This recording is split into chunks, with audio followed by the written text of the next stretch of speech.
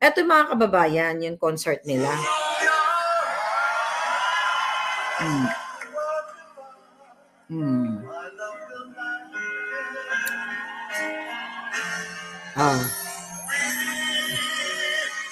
Kakapal na mukha, di ba?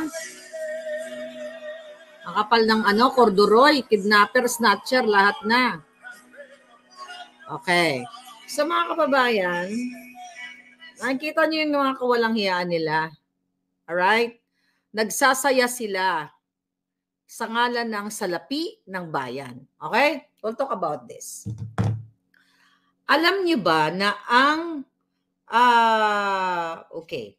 yung sa host pa lang ng event, mga kapalangga, sa host pa lang ay ang minimum na binabayad dyan, 100,000 to 300,000 pesos.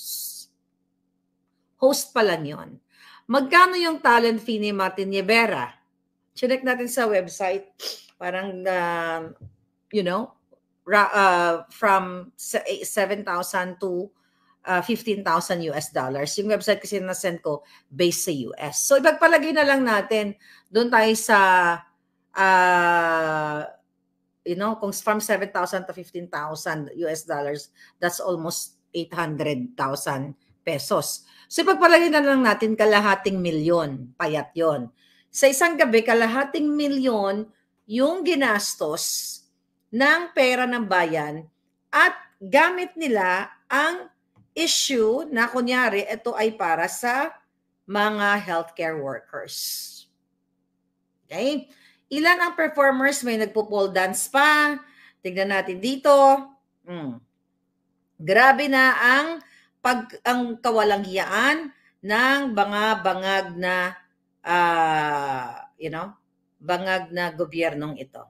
O ayan, may pictorial sila, edited na picture. O ayan.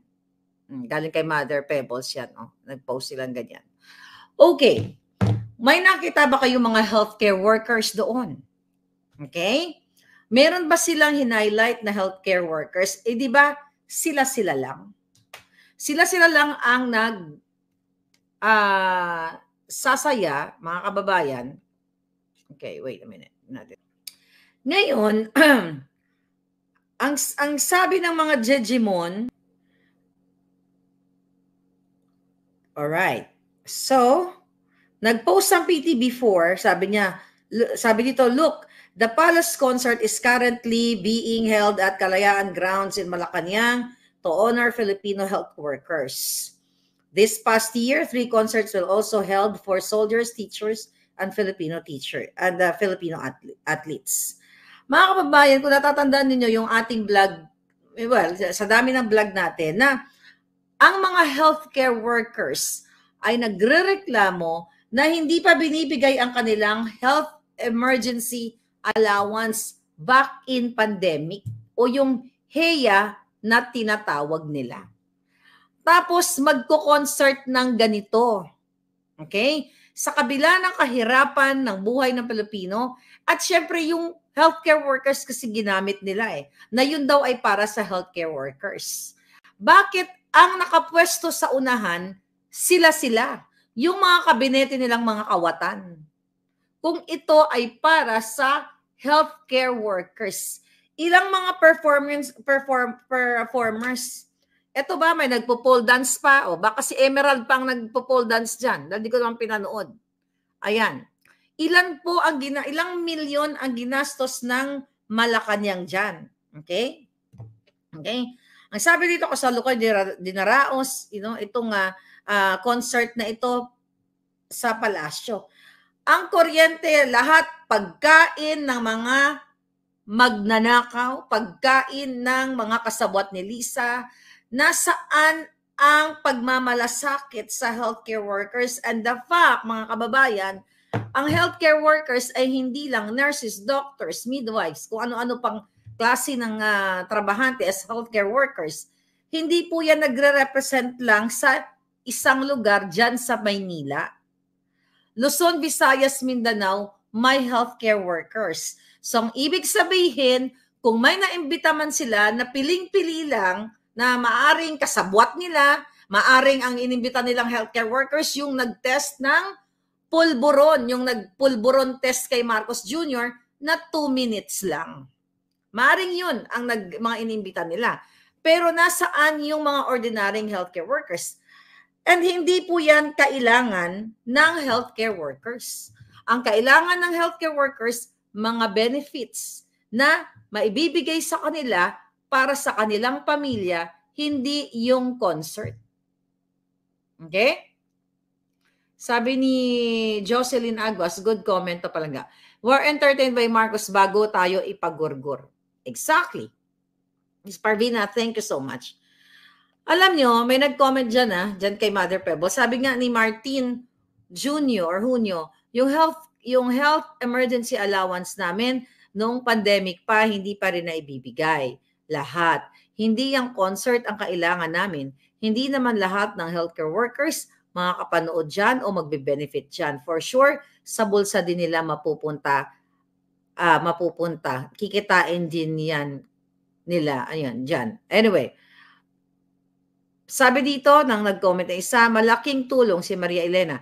Malaking tulong yung concert na yan. Magpa-concert sana sila para sa farmers para bumaba naman ang presyo ng bigas at mga gulay. Itong gobyernong ito panay-waldas sa pera ng mga taxpayers na tulad ko. Dapat inibinigay na lang sa health worker yung ginastos nila dyan para maraming pumuntang health workers. Exactly.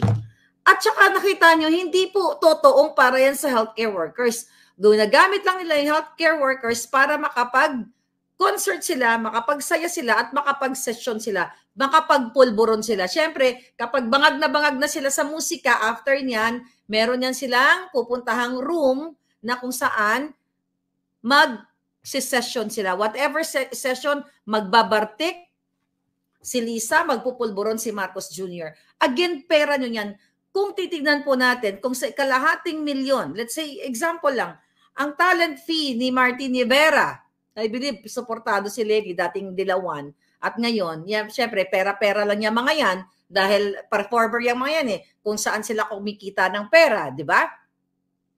So, ilang performers ang binayaran nila. Kaya ito'y multi-milyong pera ang ginagastos ng taxpayers, mga kababayan.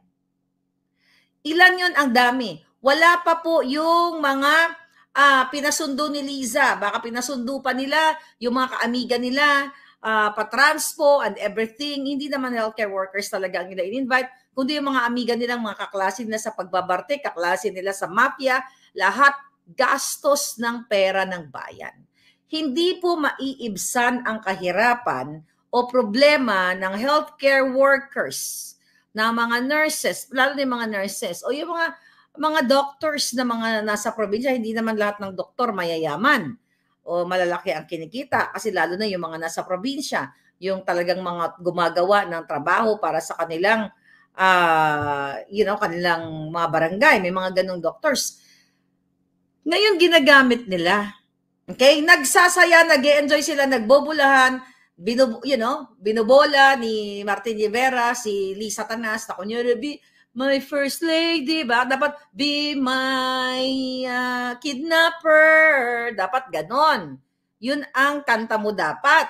Binobola itong kurduroy na kidnapper na ito. Siyempre, itong mga artista, mga performers, kailangan nilang kumita ng pera. At dun sa production na yun, mga kababayan, sa production pa lang, kikita na ang mga mandorobo. Doon sa mga sound system, instead na kunyari 100 lang ibabayad, 100,000, ma-mark up nila ng 200,000, 300,000. Diba? Lahat yun sa production pa lang, kumikita na ang mga kawatan. Diba? So dito mo makakikita, mga kababayan, na talagang walang kahihiyan, walang habag itong gobyernong ito, dahil katatapos nga na natin pag-usapan ang pagpuslit ni Lisa sa Dubai, sa UAE, para mangutang sa kabila ng ang pera ninyo, taxpayers money, ay nandiyan na ang iba sa Maharlika Investment Fund.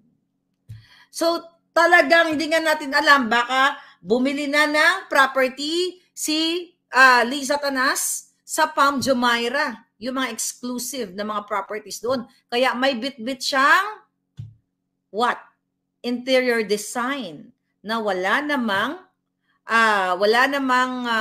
agenda o wala namang kinalaman sa kanyang pag-alis. 'Di ba? Napag-usapan namin ni Atty. Glenn Chong kagabi, meron siyang dalang design. Baka bumili na si Lisa doon sa Pam Jumeirah. You know that, no? Yung mga taga Dubai. So wala na po talagang kahiyan ang gobyernong ito dahil ang mga nurses ay ginagamit lang nila o ang mga healthcare workers. Sabi nga ni Romel, ilang milyong piso na naman. Okay? PI na yan, Marcos, hindi namin kailangan yan. Magtrabaho ka. Yan yung binayaran namin sa'yo. Sabi ni, kinote niya si PRRD. Grabe ang pagwaldas ng pera ng bayan samantala marami ang naghihikahus sa hirap. Ito, pagtigan natin yung comment kasi nababasa ng mga walang hiyang ito pero wala silang pakialam. No, nag-comment dito sa PTV4 si Mother Pebbles, nasaan yung mga Mother Pebbles sa Lakera, nasaan yung mga healthcare workers?